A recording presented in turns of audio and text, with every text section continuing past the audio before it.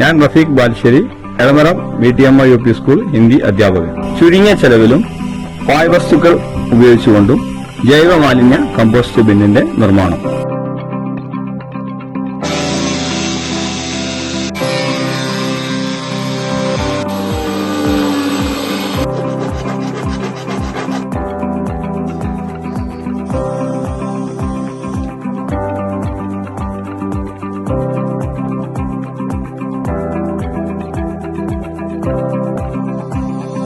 ഇതൊരു മൾട്ടിപർപ്പസ് ഉപയോഗമാണ്.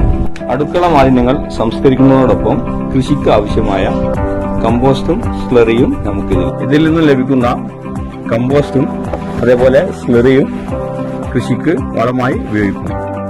ഈ സംസ്കരണ പ്രവർത്തനത്തിൽ നിന്നും നമുക്ക് ലഭിക്കുന്ന VSF ലാർവകൾ കോഴികൾക്കും താറാവുകൾക്കെല്ലാം തീറ്റയായി നൽകാവുന്നതാണ്.